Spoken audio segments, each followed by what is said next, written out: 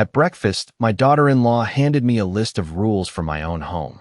I remember the way the paper looked against the white ceramic plate, perfectly aligned as if it belonged there more than I did. The morning sun filtered softly through the kitchen window, casting a warm glow over the table I had set just an hour earlier, a table I had been setting in this house for over 30 years. I had woken up at 6, just like I always did, quietly slipping into the kitchen so I wouldn't wake anyone, mixing the batter for pancakes the way my husband used to like, the way my son used to beg for when he was little. The smell of coffee filled the air, rich and comforting, a scent that used to mean family, safety, belonging. I placed the plates carefully, folded the napkins just right, even set out the maple syrup in the small glass pitcher I had bought years ago on a trip we could barely afford back then. I thought it would be a nice morning, a simple breakfast, a moment to feel like a family again. When Daniel walked in, he barely looked at me, his eyes drifting instead to his phone as he sat down. Emily followed a moment later, composed as always, her hair perfectly in place, her expression calm in that way that never quite reached her eyes. She smiled, but it wasn't for me. She sat across from me, placed that sheet of paper beside my plate, and said in a tone so even it almost sounded polite, "I think it's time we set some boundaries moving forward." I looked down at the paper without touching it, my fingers still wrapped around my coffee cup, the warmth suddenly feeling distant. There were bullet points, neat and deliberate. Kitchen usage hours, guest limitations, financial contributions, even a note about shared living expectations, as if I were a temporary visitor instead of the woman who had paid every mortgage bill, scrubbed every floor, and held this house together through decades of quiet sacrifice. I lifted my eyes slowly, meeting hers, waiting for something, an explanation, maybe a flicker of hesitation, but there was none. Daniel cleared his throat, but didn't speak. He didn't need to. His silence said enough. I nodded once, a small, controlled movement, and took a sip of my coffee. It tasted the same, but everything else had changed.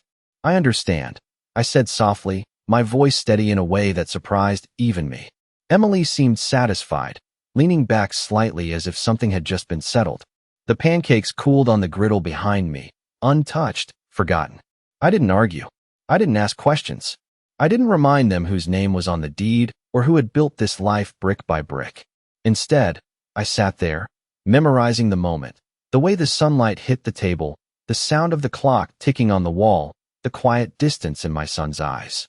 Because in that moment, I realized something very simple, something I should have seen long before. They thought they had drawn a line, and they believed I would stay quietly on the side they had chosen for me. I stayed at the table a few minutes longer after they finished, long enough for the coffee in my cup to turn lukewarm and the silence to settle into something that felt permanent. Emily gathered her plate without looking at me, her movements precise, efficient, as if she were already used to this new order she had decided for the house.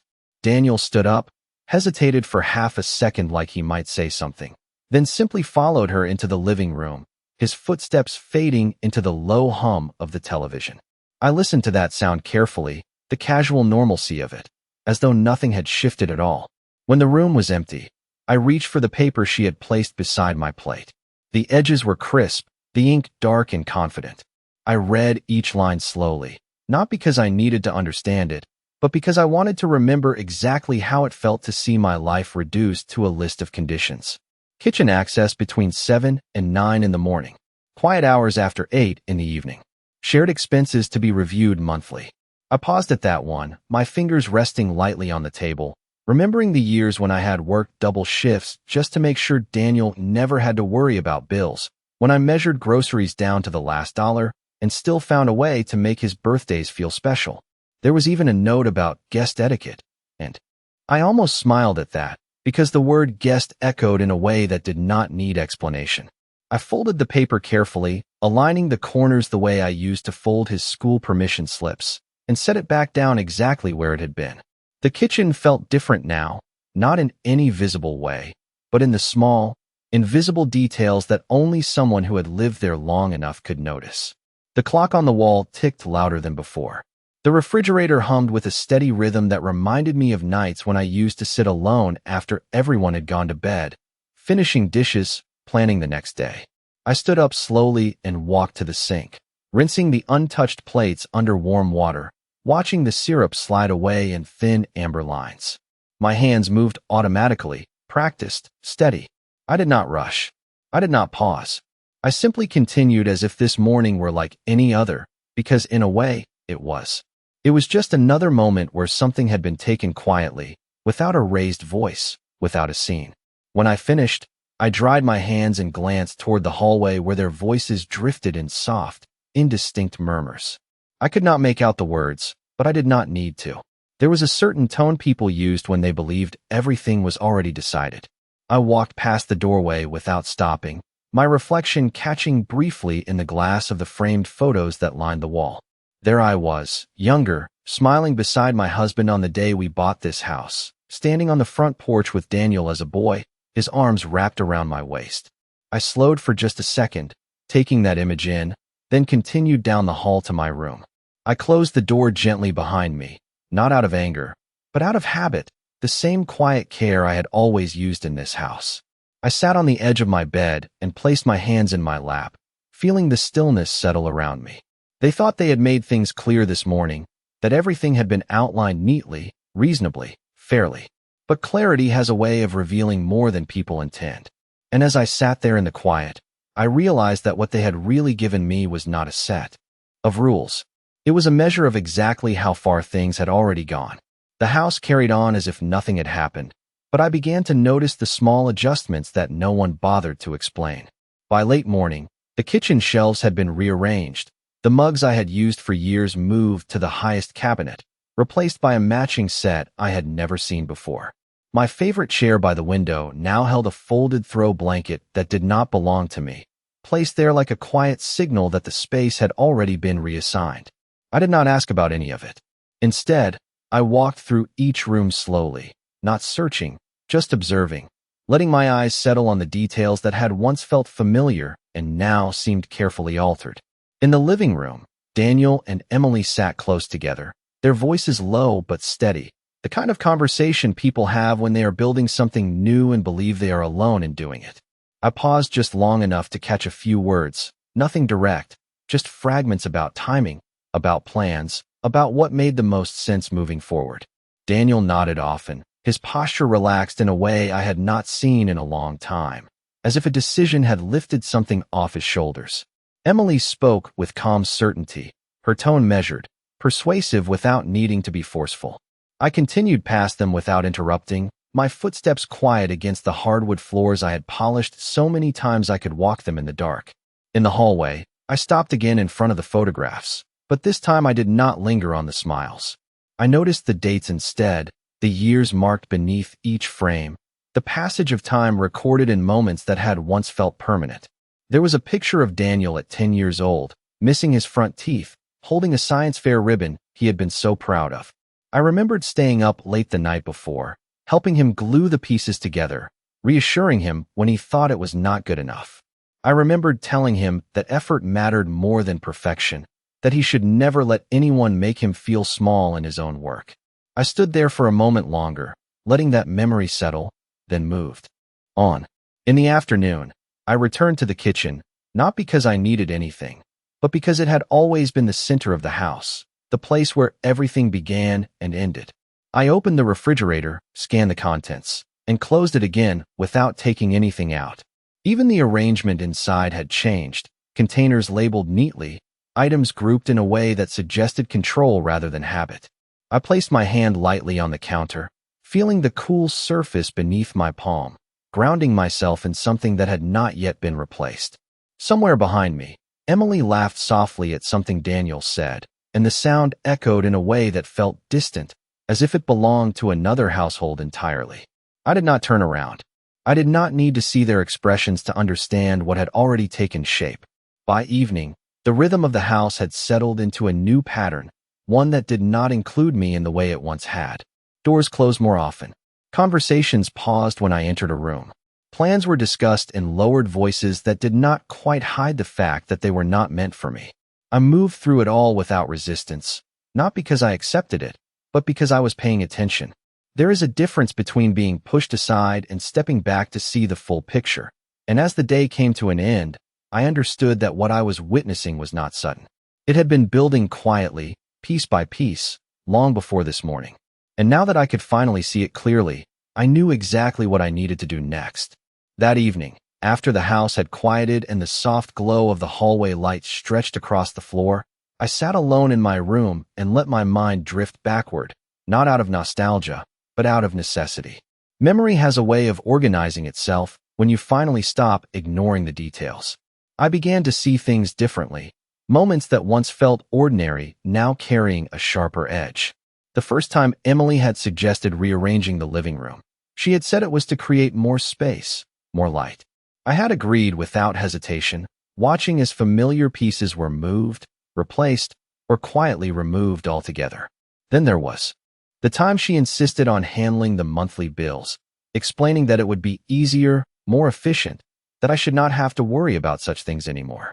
I remembered how Daniel had supported that idea, his tone gentle but firm, assuring me it was for the best. I had stepped back then, too, telling myself that trust was part of family, that sharing responsibility meant growing together. I thought of the small comments that had slipped into conversations over the past year, subtle at first, almost easy to dismiss. Words like simplify, downsize, less stress. They had been wrapped in concern, presented as care, but now I could hear the underlying intention more clearly. Even the way Emily addressed me had shifted, from something warmer in the beginning to something more formal, more distant, as if she had already begun redefining my place in the house long before I noticed. I leaned back against the headboard, my hands resting loosely in my lap, and allowed each memory to settle without resistance. There was no anger rising in me, no sudden wave of hurt that demanded expression. Instead, there was a quiet clarity, a steady understanding that had been forming beneath the surface for quite some time. I realized that what happened this morning was not a starting point. It was a conclusion, the visible result of decisions that had been made gradually, carefully, and without my participation. I stood up and walked to the dresser, opening the top drawer where I kept old documents, letters, and small pieces of my life that had never been moved or replaced. The papers were still there, neatly organized in the way I had always kept them, untouched by the changes happening in the rest of the house. I ran my fingers over the edges, feeling the weight of something solid, something that had not been rewritten by someone else's plans. In that moment, I understood that while the house around me had begun to shift in ways I could not ignore, there were still parts of my life that remained entirely within my control. I closed the drawer gently and looked around the room, taking in the quiet, the stillness, the sense of separation that had become more defined with each passing hour. Somewhere down the hall, a door closed softly, followed by the faint murmur of voices I could not quite make out. I did not move toward it. I did not need to listen any longer to understand what was happening. The pieces were already in place. And as I stood there in the dim light, I made a decision that felt less like a reaction and more like a return to something I had nearly forgotten. I would not argue. I would not confront them in the way they might expect. I would do what I had always done best. I would act quietly, deliberately, and on my own terms. The next morning, I woke up at the same time I always did, just before sunrise, when the house was still quiet and untouched by anyone else's plans. For a moment, I lay there listening. The faint hum of the air conditioning, the distant sound of a car passing outside, the steady rhythm of a home that had not yet fully shifted into its new routine. I sat up slowly, placed my feet on the floor, and reached for the robe I had worn every morning for years. Nothing about my movements changed, and that was intentional. There is a certain power in routine, especially when everything else is trying to move you out of place. In the kitchen, I prepared my coffee the same way I always had, measuring carefully, pouring steadily, letting the familiar scent fill the room. I did not turn on the overhead lights, only the small lamp by the counter, keeping the space soft and quiet. When I opened the drawer where I kept my keys, I noticed they had been moved slightly, not enough for anyone else to notice, but enough for me. I adjusted them back without thinking, a small correction in a house that no longer felt like it needed my adjustments. I sat at the table, not in the chair they had silently reassigned, but in the one I had always used, and I took a slow sip of my coffee. It was still warm, still steady, still mine. After a few minutes, I stood up, rinsed my cup, and returned it to the cabinet I had used for years, even though I knew it had been rearranged. Then I walked back to my room and closed the door gently behind me. I reached for my phone and scrolled through my contacts until I found the number I had not needed to use in quite some time. It was still there, unchanged, like many things I had chosen to keep intact, even as other parts of my life had shifted. I pressed the call button and held the phone to my ear, listening to the ring, calm and patient. When the voice on the other end answered, I did not rush my words. I spoke clearly, evenly, as if I were discussing something simple, something routine. I asked for an appointment, mentioned that I would be coming in to review some documents, to make sure everything was in order. There was no urgency in my tone, no hint of what had led to this moment, just a quiet request placed at the right time. When the call ended, I set the phone down and looked around the room again, taking in the details I had always known so well. The dresser, the curtains, the framed photographs that had not yet been moved or replaced. I walked to the closet and opened it, scanning the rows of neatly hung clothes, each piece chosen over the years for reasons that now felt distant but still meaningful.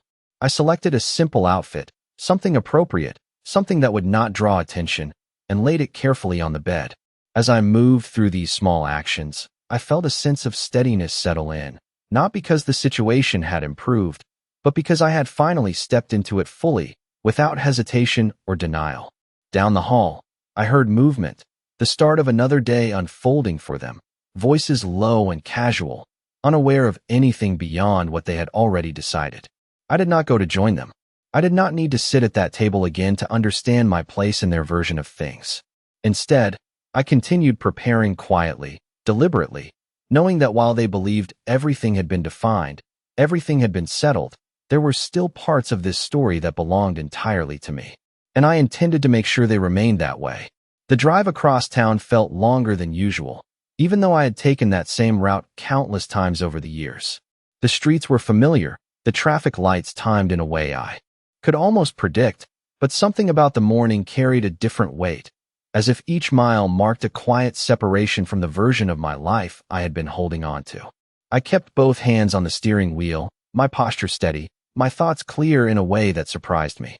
There was no rush, no sense of urgency pushing me forward, only a calm understanding that this was something that needed to be done properly, without hesitation. When I pulled into the parking lot, I sat in the car for a moment before turning off the engine, letting the silence settle around me. The building in front of me looked exactly the same as it always had, modest, well-kept, the kind of place people visited when they wanted things handled carefully, correctly, without unnecessary attention. I stepped out, closed the door, and walked inside, the sound of my shoes against the floor echoing softly in the quiet lobby. The receptionist greeted me with a polite smile, the kind that comes from familiarity rather than obligation, and I returned it with a nod. When I gave my name, there was no confusion, no hesitation, just a simple acknowledgement before I was asked to take a seat. I folded my hands in my lap and waited, observing the room in the same way I had observed my home the day before, noting the small details, the arrangement of chairs, the stack of magazines on the table, the steady ticking of a clock mounted on the wall. Everything here felt deliberate, structured, untouched by the kind of quiet shifts that had taken place in my house. When my name was called, I stood and followed down the hallway, my steps measured, my expression composed. The office door closed gently behind me, and I took a seat across from the desk, placing my handbag carefully at my side. The conversation began simply, without dramatics, without unnecessary explanation. I stated my purpose clearly, explaining that I wanted to review my documents, to ensure that everything reflected my intentions accurately, that nothing had been overlooked or assumed. The person across from me listened attentively, asking a few precise questions, the kind that required thoughtful answers rather than emotional ones. I appreciated that. It allowed me to speak without distraction, to focus on what mattered instead of how it felt. As we went through each detail, I felt something settle into place inside me, not relief, not satisfaction, but certainty. Each signature, each clarification, each adjustment was a quiet step forward, one that did not need to be announced or explained to anyone else. When it was finished, I gathered my things, stood, and thanked them in the same calm tone I had used throughout. There was no need for anything more. Outside, the air felt slightly warmer. the late morning sun casting longer shadows across the pavement. I paused briefly before getting into my car, looking up at the sky, clear and open in a way that reminded me how much space still existed beyond the walls of any one house. As I drove back, I did not turn on the radio. I let the silence remain, steady and uninterrupted, because I understood now that silence was not emptiness.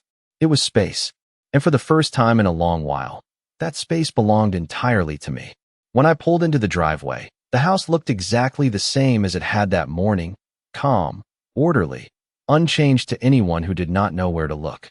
I turned off the engine and sat there for a moment, my hands resting lightly on the steering wheel, taking in the quiet stillness before stepping back into a space that no longer felt entirely mine. Inside, I could hear movement, the soft rhythm of a normal afternoon, cabinets opening, footsteps crossing the floor, the low murmur of voices that paused briefly when the front door opened.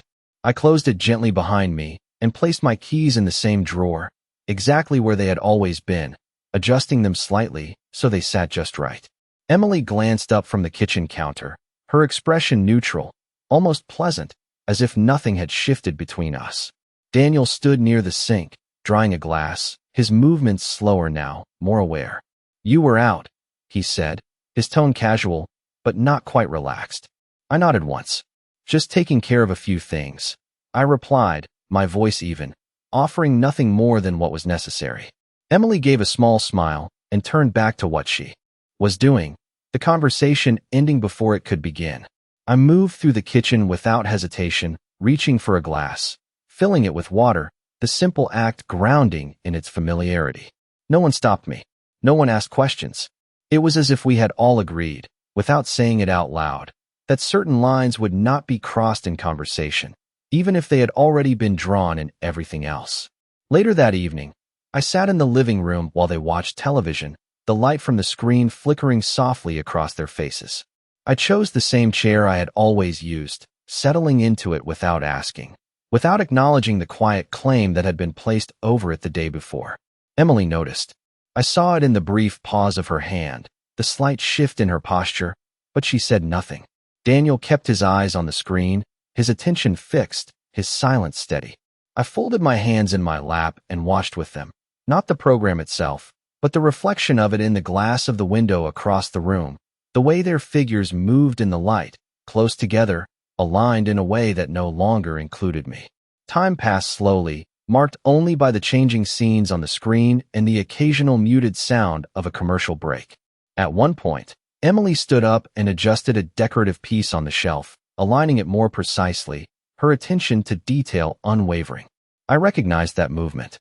It was the same careful control she applied to everything, small adjustments that gradually reshaped the space without ever needing to ask permission.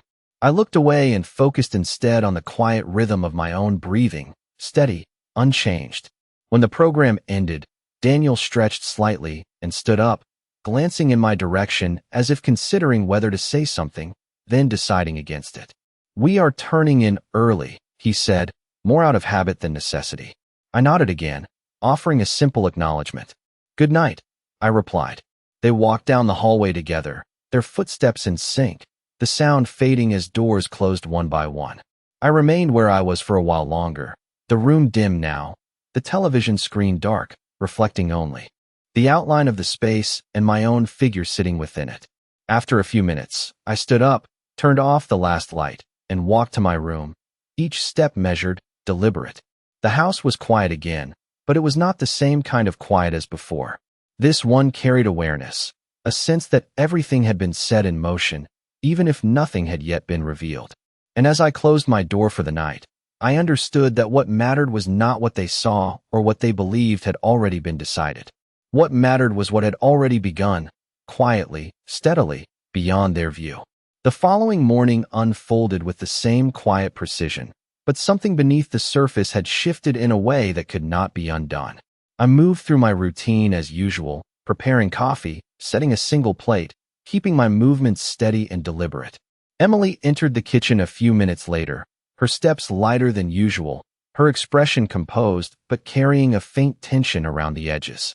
She opened a cabinet, paused briefly, then closed it again as if something was not where she expected it to be.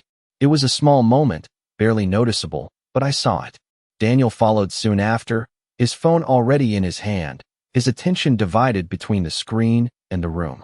"Did you move anything in here?" Emily asked, her tone casual, but not entirely relaxed. Daniel glanced around, then shook his head. "No, why?" She hesitated, then gave a small shrug. "Nothing, just thought something looked different." I took a sip of my coffee and said nothing, letting the silence fill the space between their words. Breakfast passed with minimal conversation, the kind that touches only the surface, never settling anywhere meaningful. When they finished, Emily gathered her things quickly, her movements slightly sharper than the day before, while Daniel lingered just long enough to check something on his phone before heading toward the door. "We might be out later," he said, not quite looking at me. I nodded once. "All right," I replied, my voice even, giving no indication that anything had changed. After they left, the house settled into a stillness that felt different from the quiet of previous days. It was not empty, not hollow, but aware, as if the walls themselves held on to what had already been set in motion. I walked into the living room and stood for a moment, looking at the arrangement of furniture, the careful placement of objects that Emily had adjusted over time. Everything was in its place, aligned, controlled, but no longer fixed in the way she believed. I moved a single item on the shelf, not dramatically, just enough to shift its balance, then stepped back and observed the change. It was subtle, but it altered the entire line of the display. I left it there and continued through the house, not to rearrange, not to reclaim, but to remind myself that nothing in this space was as permanent as it seemed.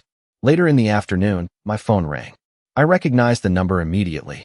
The conversation was brief, professional, confirming that everything we had discussed the day before was now complete, documented, and secured. I thanked them and ended the call, placing the phone back on the table with the same calm care I had used for everything else. Outside, a light breeze moved through the trees, casting shifting shadows across the floor through the windows. I watched them for a moment, the patterns changing constantly, never staying the same for long. That was the nature of things, I realized. What appears fixed is often only temporarily held in place, waiting for the right moment to move. When Daniel and Emily returned that evening, there was a different energy in the way they entered, a subtle uncertainty that had not been there before. Emily glanced toward the shelf in the living room, her eyes narrowing slightly as she noticed the change, then quickly smoothing her expression as if dismissing it. Daniel set his keys down and looked around briefly, his gaze lingering just a second longer than usual before he spoke. "Everything all right?" he asked, his tone careful. I met his eyes and nodded. "Everything is exactly as it should be," I said, my voice calm, steady, leaving the meaning open in a way that did not require explanation. Emily watched me for a moment, as if trying to read something beyond my words, then turned away, her attention shifting back to the tasks she had already planned. The evening continued as expected, quiet, controlled, but beneath it, something had begun to shift in a way neither of them could quite define. And as I sat there, observing without reacting, I understood that they were starting to feel it, not as a clear realization, but as a subtle unease, the kind that grows slowly, quietly, until it can no longer be ignored. The next morning arrived with a clarity that felt almost deliberate, as if the day itself understood that something had reached its conclusion. I followed my routine once more, not out of habit this time, but out of intention, each movement measured, each action chosen. The kitchen was quiet when I entered, the lights soft against the countertops, the air still carrying that familiar calm that had once meant comfort. I prepared my coffee and sat down, placing my cup exactly where it had always been, my hands steady, my posture relaxed. A few minutes later, Emily walked in, her steps slower than usual, her eyes scanning the room in a way that no longer felt casual. She opened a drawer, paused, then closed it again, her expression tightening for just a moment before she composed herself. Daniel followed shortly after, his presence more uncertain now, his gaze shifting between us as if trying to read something that had not yet been spoken. "Did something change?" he asked, his voice careful, almost cautious. I looked at him for a moment before answering, not rushing, not avoiding, simply meeting the question with the same calm I had carried all week. Yes, I said quietly. Everything is clear now. Emily glanced at him, then back at me, her posture straightening slightly, her tone controlled but edged with something sharper. What does that mean? She asked. I took a slow sip of my coffee, letting the silence settle before I responded.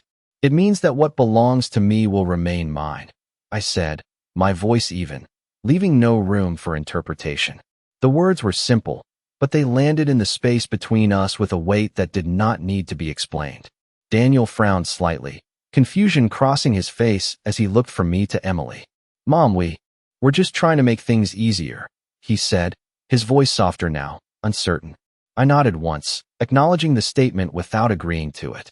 I know what you were trying to do, I replied, and I have done what I needed to do. Emily's expression shifted then, the calm control slipping just enough to reveal the calculation beneath it. Are you saying you made changes? She asked, her voice more direct now. I set my cup down gently, aligning it with the edge of the table, the small, deliberate action grounding the moment. I reviewed everything, I said. Every document, every account, every detail that matters. Daniel's shoulders tensed slightly, his posture no longer relaxed. You did not have to do that, he said, but there was no conviction in his voice, only the beginning of realization. I met his eyes, steady, unwavering. I did, I said simply. The room fell quiet after that, the kind of silence that carries understanding whether anyone wants it or not.